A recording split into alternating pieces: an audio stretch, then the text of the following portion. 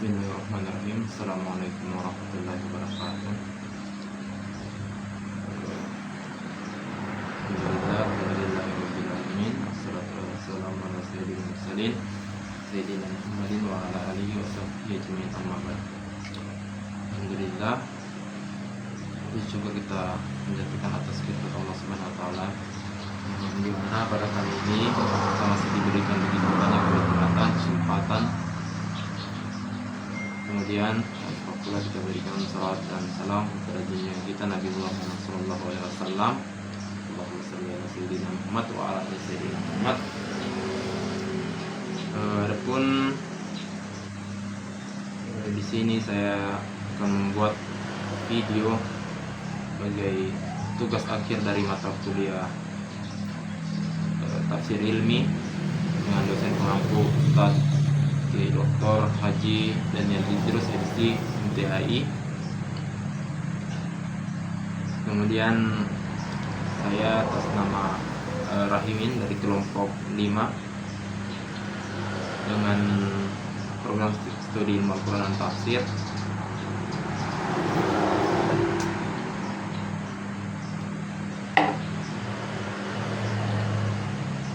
Adapun bahan buat saya pada kali ini yaitu pada Quran surah Al-Furqan ayat 53 dan Quran surah Qaf ayat 9 sampai 11 untuk pembahasan saya kali ini. Yang pertama saya akan mulai dari ayat 53 dari Quran surah Al-Furqan, di mana teks ayatnya itu A'udzubillahi minasyaitonirrajim. Bismillahirrahmanirrahim. Wa huwal ladzi marajal bahraini hadza azbun furatu wa hadza minhum ujaj wa ja'alna bainahuma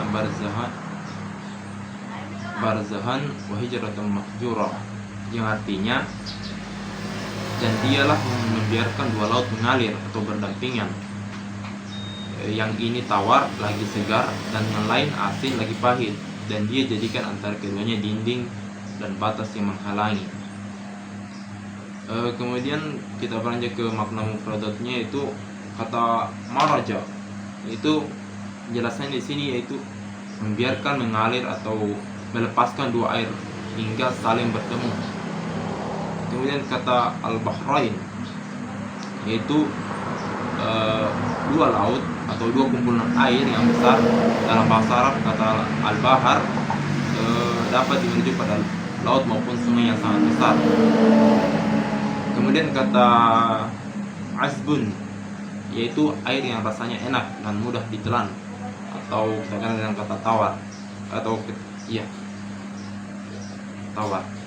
Kemudian kata furat yaitu sangat segar, nikmat dan mampu menghilangkan rasa dahaga.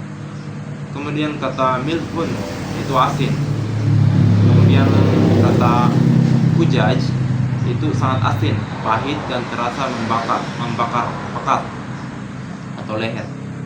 Kemudian barzahan atau di sini diartikan itu sekat atau dinding atau penghalang tak kasat mata di antara dua air ini.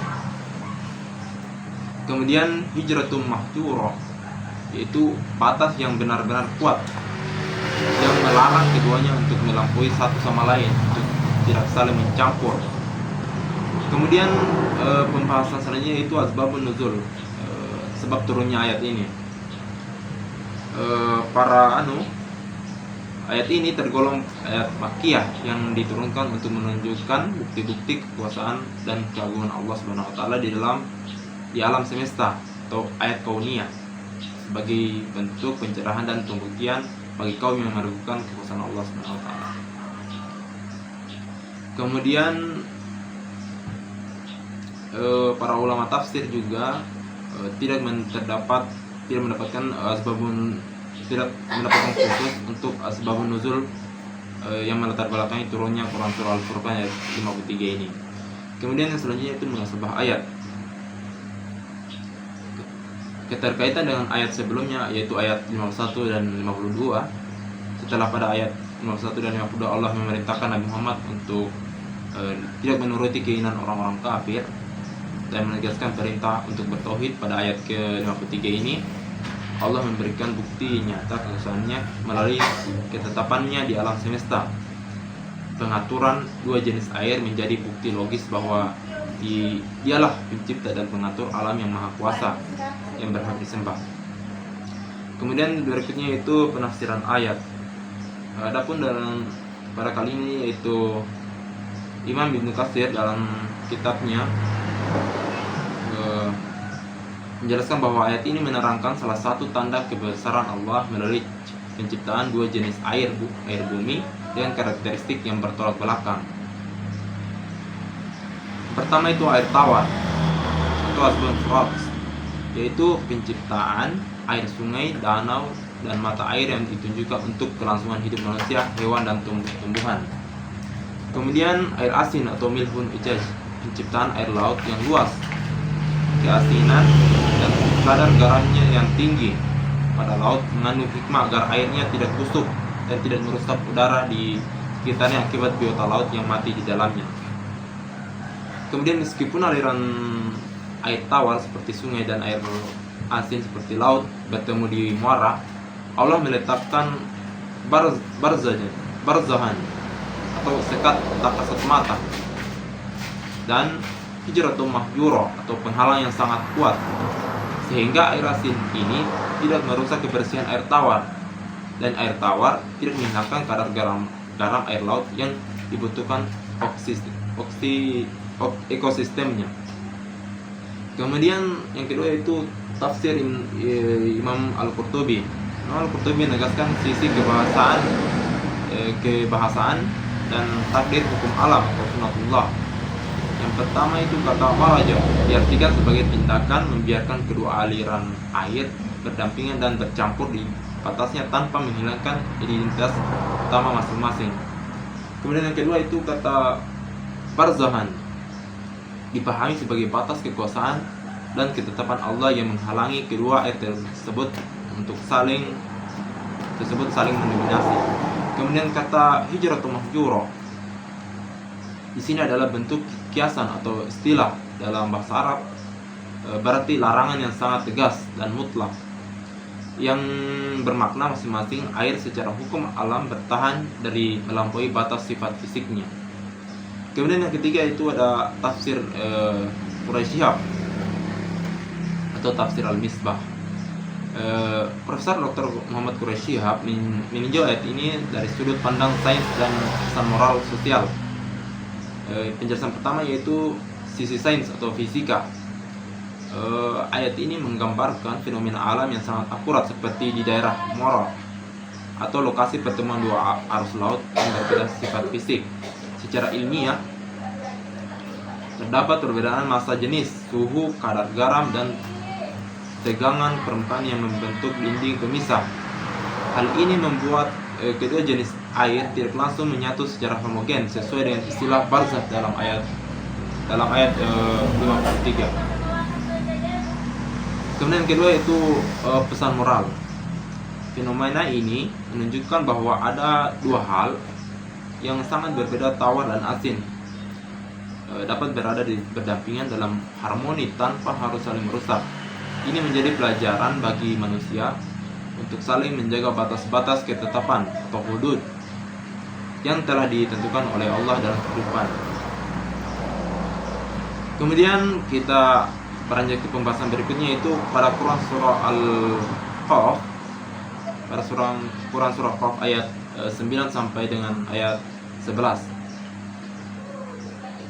yang dimana bunyi ayatnya itu Bismillahirrahmanirrahim, wazalna minas samai ma'am mubarakan wa ambatna bihi jannati wa habbal hasid wa nahla basiqatin laha tal'un nadid rizqa li ibadi wa ahyayna bihi baldatan maita azalika khuruj, yang artinya dan kami turunkan dari langit air yang banyak manfaatnya atau hujan, lalu kami tumbuhkan dengan air itu kebun-kebun dan biji-bijian, tanaman yang dipanen, dan pohon kurma yang tinggi-tinggi yang mempunyai mayang yang bersusun-susun untuk menjadi rezeki bagi hamba-hamba kami, dan kami hidupkan dengan air itu tanah yang mati. Seperti itulah terjadi pengeluaran manusia dari kubur. Adapun di sini makna mufradat pada Quran surah Qaf ayat 9-11 ini, kata pertama itu ma'a mubarakan. Ma'a mubarakan di sini artinya air hujan yang melimpah berkah, berkelanjutan dan bermanfaat bagi kehidupan. Kemudian frasa kedua yaitu jannat.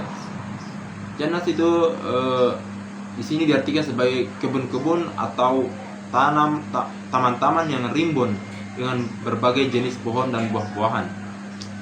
Kemudian frasa ketiga itu habbal hasid, yaitu biji-bijian dari tanaman yang dituai atau dipanen seperti gandum, padi, jagung dan sejenisnya. Kemudian kata ketiga itu maaf, yang keempat yaitu bastikot, yaitu pohon-pohon kurma yang tumbuh menjulang tinggi ke atas.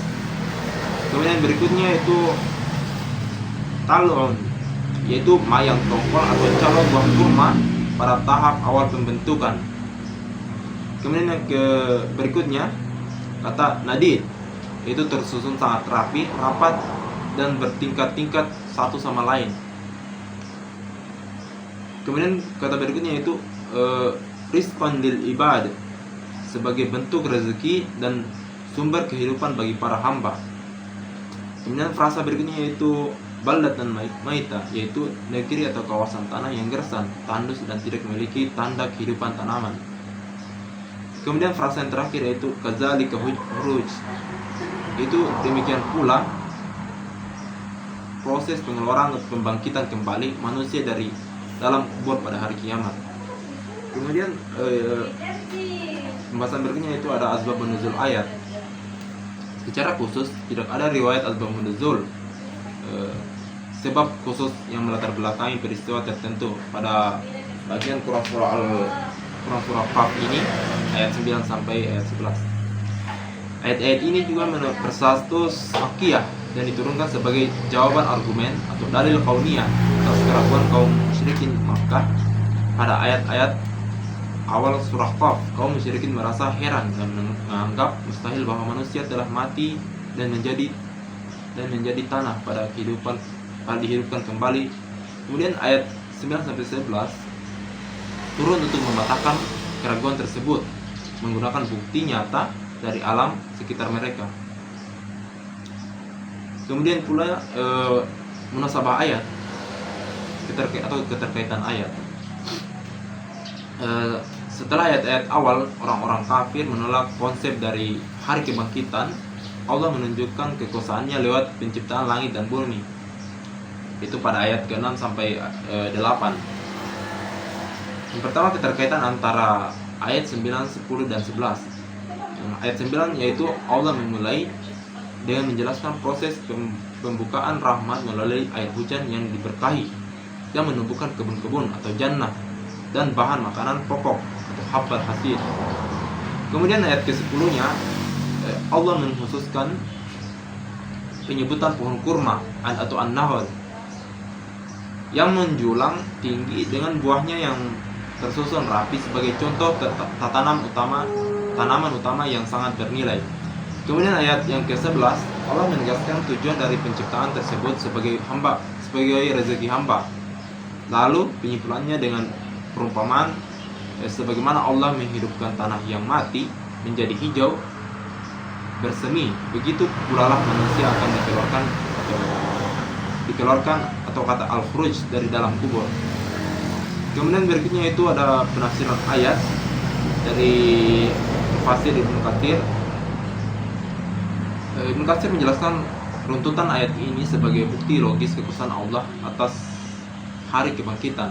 Penjelasan pertama yaitu keberkahan hujan. Ayat 9 yaitu air hujan dinamai mubarak karena darinya bersumber seluruh kehidupan biologis di bumi, baik berupa buah-buahan atau jannat maupun biji-bijian pangan atau habbal hasid. Kemudian yang kedua yaitu keunggulan pohon kurma atau ayat yang ke-10. Ibnu Katsir menyebutkan bahwa kurma dikhususkan penyebutannya di antara tanaman lain karena manfaatnya sangat besar bagi masyarakat Arab. Tingginya yang menjulang atau basifat serta kerapian susunan buahnya atau nadid. Kemudian ayat yang ke-11 yaitu bukti pembangkitan. Ibnu Katsir menegaskan bahwa pemandangan tanah gersang yang tiba-tiba bersemi kembali setelah tersiram hujan adalah contoh konkret dari an-nusyur atau kebangkitan. Zat yang sanggup menumbuhkan benih di dalam tanah yang mati tentu sangat sanggup membangkitkan kembali jasad manusia dari dalam tanah. Kemudian yang kedua yaitu ada tafsir Al-Qurtubi. Imam Al-Qurtubi memberikan penekanan dari aspek kebahasaan dan pelajaran kehidupan, pelajaran ketauhidan. Yang dimana yang pertama itu analisis bahasa ayat 9-10. Al-Qurtubi menjelaskan bahwa habbal hasid adalah segala jenis biji-bijian yang dipanen untuk bahan makanan pokok. Sedang kata basifat bermakna tiwal atau sangat tinggi, dan hadid menggambarkan keteraturan buah kurma yang saling menumpuk rapi tanpa merusak satu sama lain sebagai tanda keahlian ciptaan Allah Subhanahu wa taala. Kemudian ayat yang ke-11 yaitu pemberian rezeki. Frasa rizqal lil ibad menunjukkan rahmat Allah yang meluas pada seluruh makhluknya untuk kelangsungan hidup di dunia. Kemudian yang ke-11 kemudian yang pembahasan berikutnya yaitu logika kebangkitan. Al-Qurtubi menekankan penutup ayat kazalikal khuruj. Beliau menyatakan bahwa akal sehat yang melihat bumi mati lalu bernafas hidup kembali setiap kali hujan turun tidak akan punya alasan untuk mengingkari kebangkitan manusia di hari kiamat kemudian. Kemudian yang terakhir yaitu tafsir Ibnu Katsir, tafsir Quraisyhab atau tafsir Al-Misbah. Profesor Dr. Muhammad Quraisyhab mengulang ayat ini dengan pendekatan estetika penciptaan dan keteraturan sains, yang dimana ayat ke-9 itu keberkahan sekilas air. Profesor Dr. Muhammad Quraisyhab menjelaskan bahwa air hujan adalah sumber barzah atau kebangkitan yang bertambah atau kebaikan yang bertambah.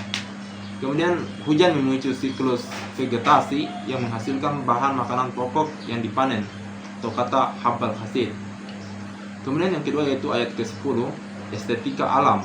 Dalam tafsir Al-Misbah, beliau menyoroti aspek kehidupan, penggambaran kurma yang menjulang tinggi atau basifat, dan mayangnya yang tersusun rapi atau nadid, menunjukkan bahwa Allah tidak hanya menciptakan tumbuhan untuk kebutuhan perut, tetapi juga menyajikan keindahan atau estetika yang menenangkan jiwa manusia.